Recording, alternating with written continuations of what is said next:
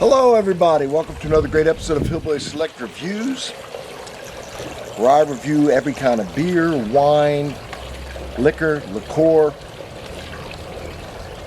my famous Sunday morning coffee reviews. Got it all, folks. Got it broken down to playlists that make it easy, so easy for you to, all the wines, everything broken down so easy. Check it out, check out the playlist, subscribe, thumbs up, comment. Watch to the end. You got to do your half. I'll do my half, and that'll be how we get to greatness. Now, Little Kings, Agave Lime, Blood Orange, 4.5% ABV, Cincinnati, Ohio. 2 new flavors from them. It is a cream ale. Obviously, this one flavored with orange, and this one flavored with agave. What is cream ale? It is a style invented in the 1850s in the United States. Used to be ales from England. They were heavier than lagers, like say from Germany. And the German lager started taking off, so they needed something to compete with that. So they came up with this and named it a cream ale. Has just a name for marketing. Where they, instead of a lot of barley, they used adjuncts. Rice, corn, so forth. And it made a lighter, crisper beer, and it took half the time to brew as a lager. Supposedly gave you the same crisp, clean taste. There it is. All right, so let's start out with the agave. I believe the normal cream ale, just normal cream ale, is 5.5%. So this is 4.5. Ale with agave, lime peel, and lime flavors.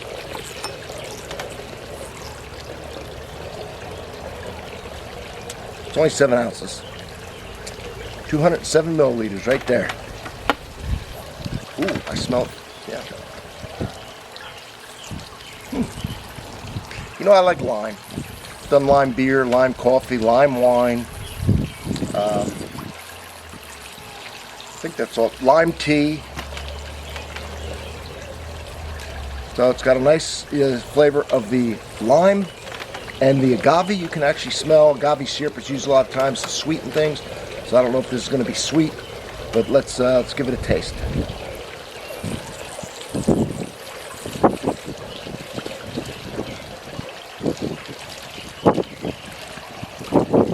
Slightest hint of lime, stronger on the smell, but definitely there on the taste.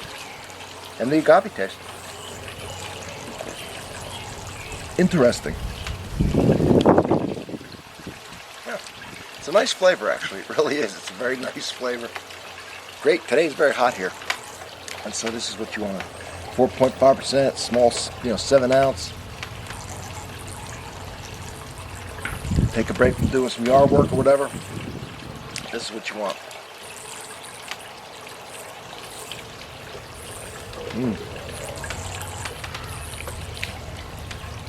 Goes down too quick. All right. Well, that's the lime. Let me give you the blood orange. Bloodiest orange, and yes, Latin.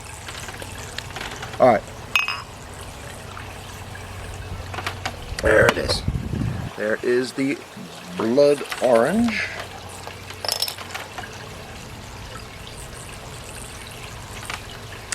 Still tasting that lime and agave.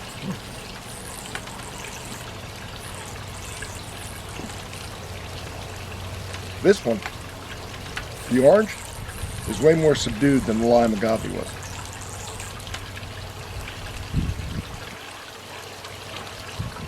That being said, I smell the orange. It's just subdued. Let's see what the taste is.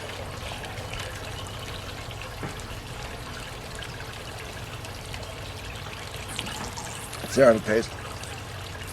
Huh. Usually it's stronger on the smell. This time it's stronger on the taste. Not overwhelming, but enough to where I taste it. It gives it flavor, but it's still beer. See, that's what I like. I don't like it overpowering the original thing. So if I have coffee flavored, I want to taste the coffee and still taste the flavoring. In this case, the lime and the thing, I still knew it was in a beer. This is a beer with orange flavoring, which I like orange.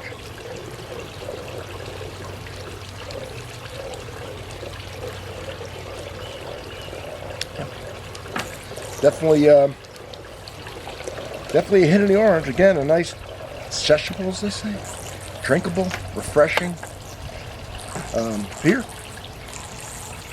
The flavor may come out more as it warms up, but this ain't going to get a chance to warm up too much out of here. So, Hillbilly Select Reviews. I got the lime, I got the agave with a nice beer belly, so to speak. I got the orange with a nice beer undertone. Guess that's exactly what they were going for, and they pulled it off on this one. So, from Hillbilly Select Reviews, I will see you all on the next one. Now I'm just going to sit here and enjoy these beers, listen to my fish pond. If you want to stick around, watch the fish, whatever, you're welcome to. I'll tell you, that bog way in the back, the big one under that wooden wall with the birds on it, that's usually a waterfall, but it got the pump, the return thing where the water goes in, PCP pipe, is clogged up with some leaves, I think, and the pump putting them in there. So I'm waiting for them to decompose. I've been putting some beneficial bacteria into the pond, hoping that it decomposes the leaves. The two tittle over here on this side, I don't know if it's on your left or whatever, against the house. They're kind of like horse troughs that I just turned into bogs. And I have filter material in there. I have water being put in there, going through a filter material. And then I have plants I just plant in there. Eventually that'll be covered with plants,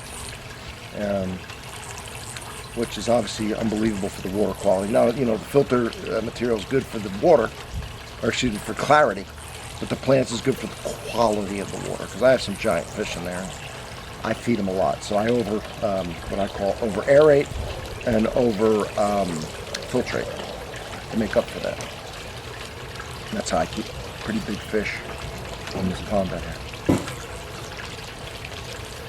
So then I built that wall a little bit back as a backdrop, something to just kind of focus on instead of looking behind it and all people here looking at the pond, and it kind of stops your eyes right there.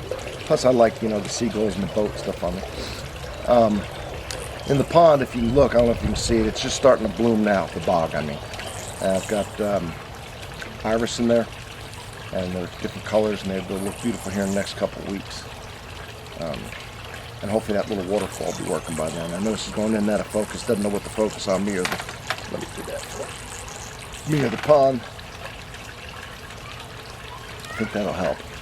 A lot of those fish I raised from eggs.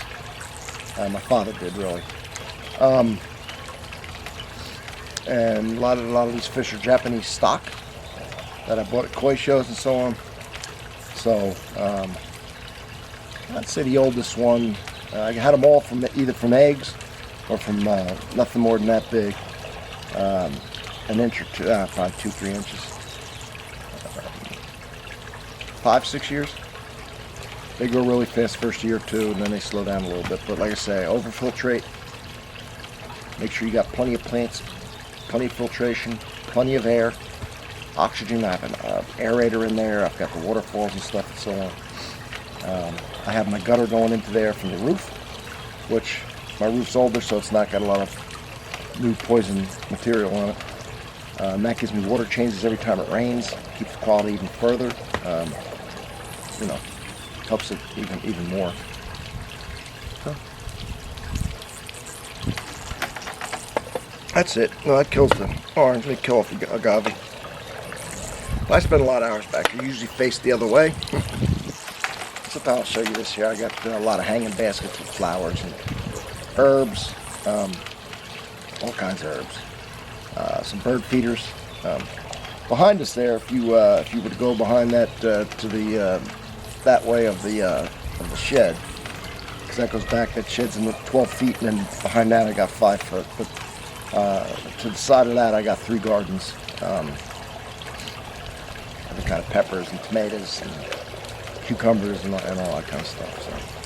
So I do like gardening, and that's what I'll do. And then in the evening I'll sit out here. I got different color Adirondack chairs here. Coral, blue, yellow, white. Try to make it festive, nice back here with the flowers and the fish. Another thing I want to get for the pond, I'm going to buy it, are some LED lighting. Different colors, so at night I can have that lit up, kind of, not, but just slightly lit up.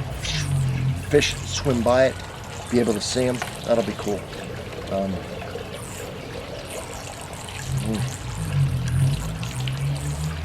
think like the lime one a little better, if I had to pick. Lime one a little better.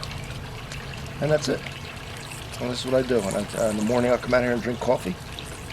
And if it's hot in the day, I don't come out too much during the day. Evening when it cools down, I'll have my beverage out here.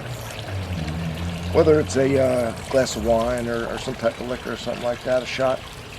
I got a nice grill over here. I have another table over here with umbrellas and stuff. I got umbrellas.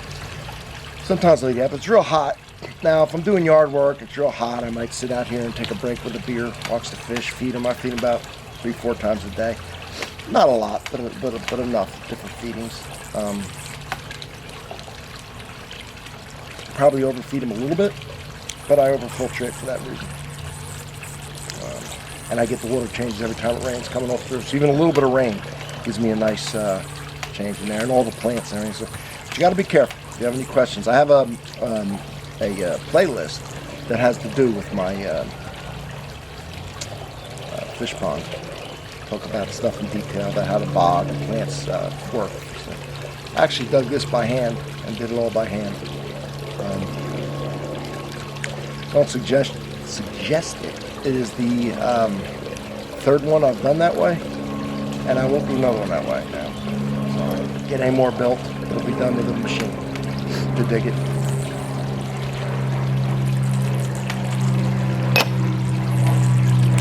Getting too old for that. Then I had to take all that dirt and it was a nightmare.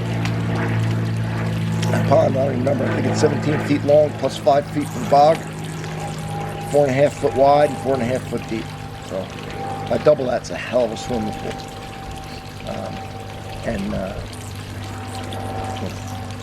Anyway, if you're still here, I appreciate it. And from Hillbilly Select Reviews, everybody, I will see you all on the next one.